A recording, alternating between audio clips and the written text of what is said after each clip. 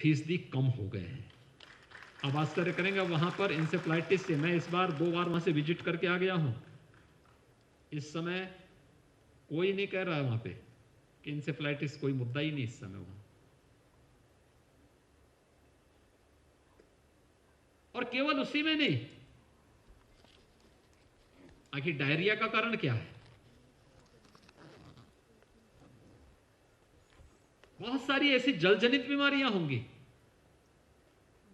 लेकिन ये शुद्ध पेयजल आपको मिलेगा तब जब आपके पास जल संरक्षण के लिए उचित जल संसाधन होगा,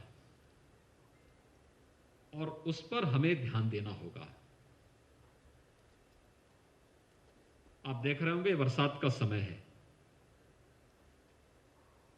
खूब बारिश होती है और बरसात का ज्यादातर पानी बह करके निकल जाता है।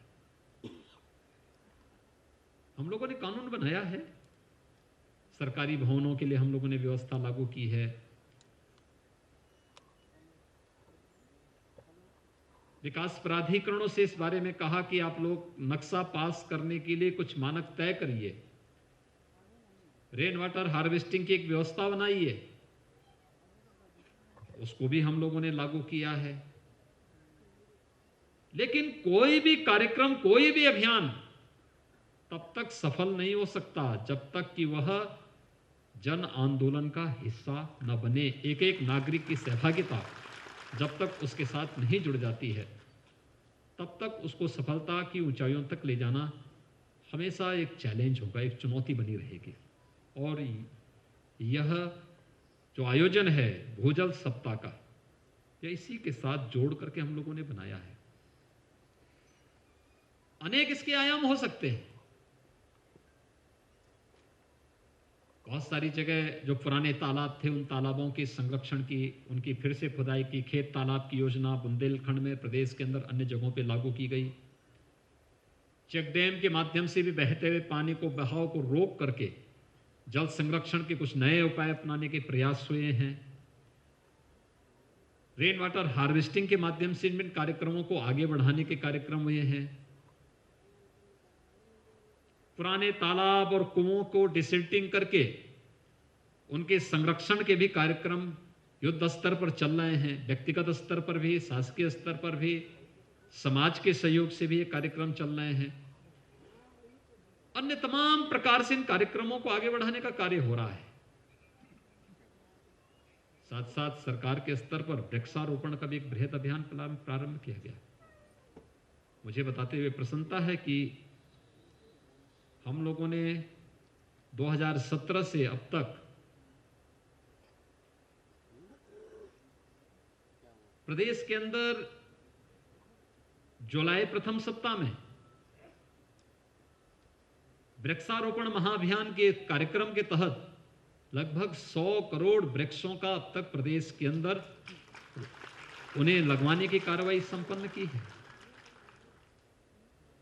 हर बार उसकी संख्या बढ़ती गई। कोरोना कालखंड में विगत वर्ष भी और इस वर्ष भी, विगत वर्ष लगभग 26 करोड़ वृक्षारोपण हुए हैं, और इस वर्ष कोरोना के बावजूद भी 30 करोड़ से अधिक वृक्षारोपण का कार्यक्रम सफलतापूर्वक प्रदेश के अंदर संपन्न हुआ है।